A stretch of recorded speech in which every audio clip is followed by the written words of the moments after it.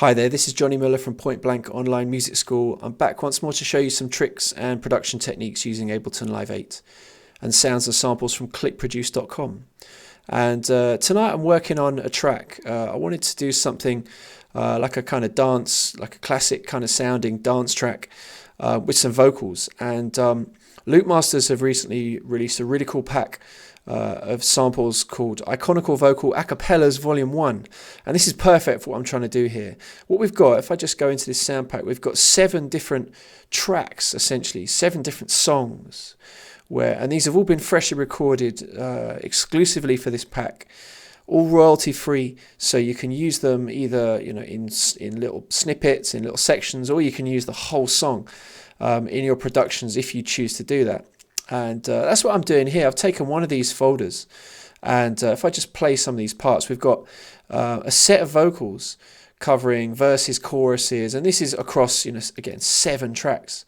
So you've got an awful lot of vocals here, and it is really like kind of being able to remix all these songs in your own way.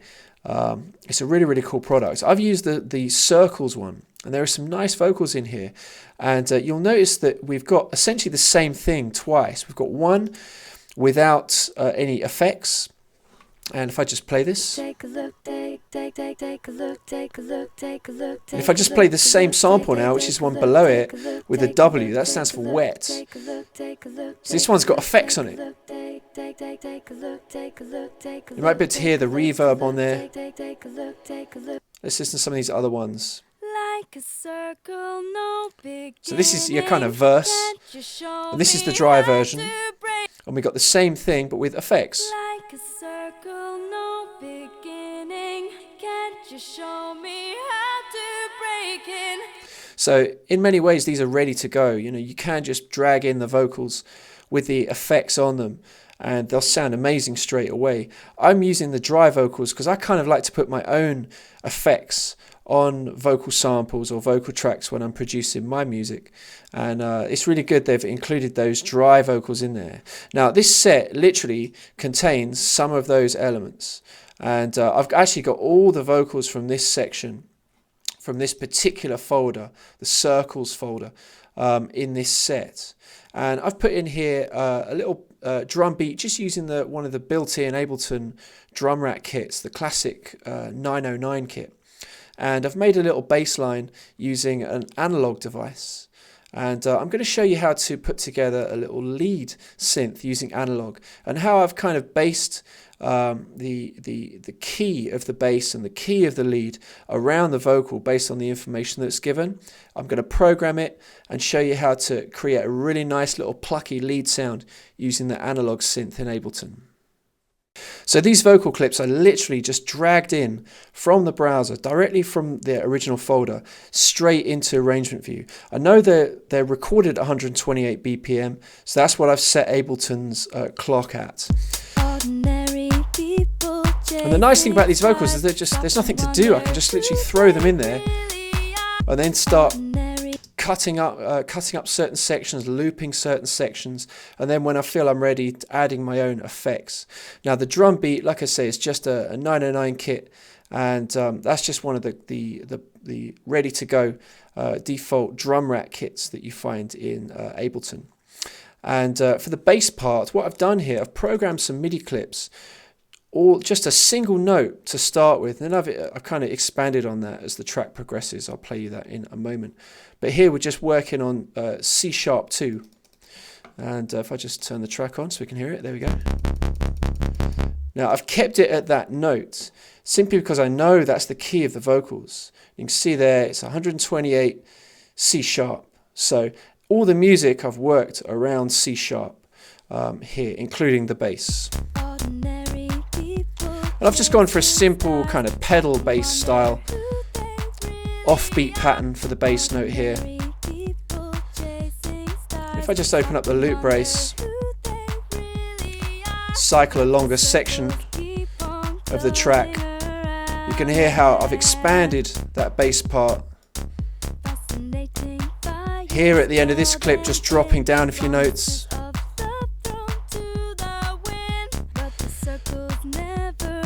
And as we get towards essentially the chorus, I've just expanded that bass part again.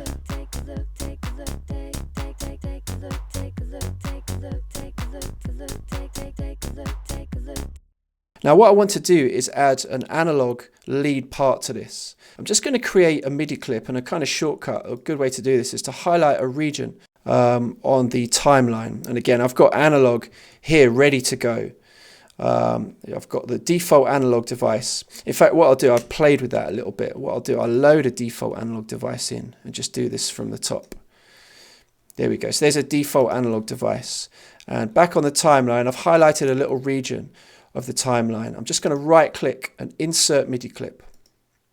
Now I'm going to click into that MIDI clip and find C#2, which is here. Now that's just the default analog. I'm going to go in and change that in a moment, but for now I just need to put a little pattern in, and I'm going to use my little Oxygen 8 controller keyboard here and just record something in. So I'm just going to cycle round this little clip just by hitting Command L, and just hit play and record.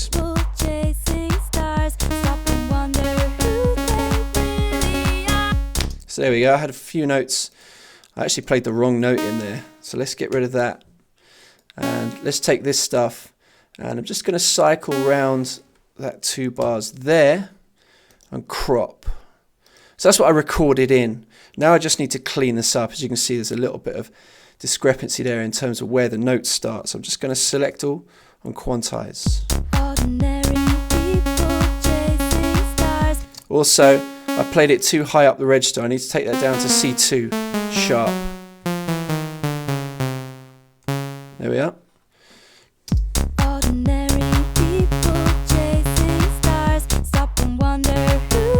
That doesn't sound like too much right now, and I'm just going to move those notes around a little bit just so there's a little bit more kind of space in between them. And one of these notes, whoops, let me just undo that. One of these notes, I'm just going to pull that out so we get a longer note. Now at the moment it's not playing the full note because I need to go in here and just change some of these settings. And I'm also going to add an arpeggiator onto this device to give it a little bit of movement. But to start with, I just want to get a nice kind of pluck sound. So for this I'm going to turn on filter 1, filter all the way down, and then turn the filter envelope up to +16. If I just solo the track for a second, you can hear that. And that filter envelope just means that we're getting a very quick open and close on the filter, and that gives the sound its kind of plucky texture. If I work on the decay value here, I can tighten that up even more and get a really nice effect. If I want to, I can open up that decay, maybe in the chorus, maybe close it down for the verse, or open up the filter frequency. So there's a few different things I could do to this sound. Now I've used the filter envelope to create its shape, so to speak. Now lastly on here, before I add the arpeggiator, I'm just going to switch on the unison and just detune it a little bit. And that gives you that nice kind of polished sound. Kind of leans it a little bit more towards electro as well. Okay, now the arpeggiator. And what this is going to do is bring in movement. So I'm going to go to Ableton's MIDI effects and just drag in a default arpeggiator. Now here, this is where that long note comes in, because all these other notes are real short. They're just little short notes that are just going to play and stop. But here I've kept the note long. I extended that note long. And this is where arpeggiator is going to kick in and really work on that note. I'm just going to bring the rate value up to 1/16. And now, if I go into the clip, you can see that when that long note plays, we're getting an arpeggiated pattern.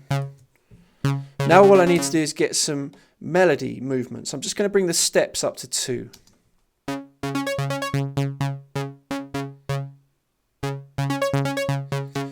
And that's just giving us that nice little movement up the scale whenever that long note plays. What I might do actually is just go in and just extend another note as well.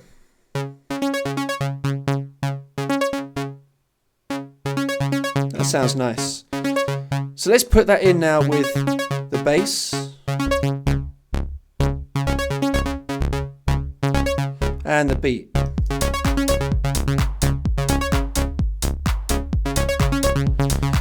And I think what I might do is just lastly, just take out some of these notes and strip it down a bit.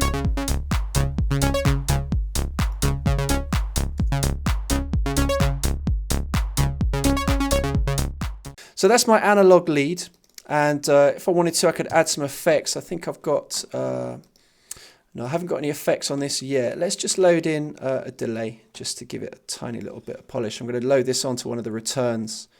Just bring the send up.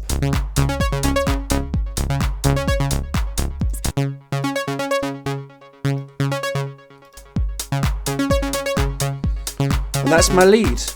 Let's put the vocals in too.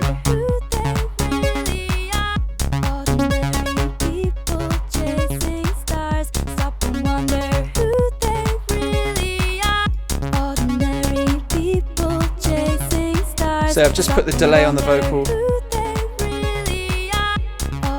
Just copy that part over, take the loop off.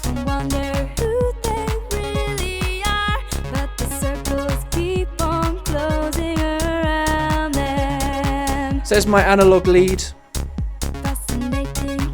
Okay, you can learn loads more cool stuff like this at pointblankonline.net, and I'll be back next week to show you some more tricks with Ableton Live 8 and sounds and samples from clickproduce.com. Okay, peace.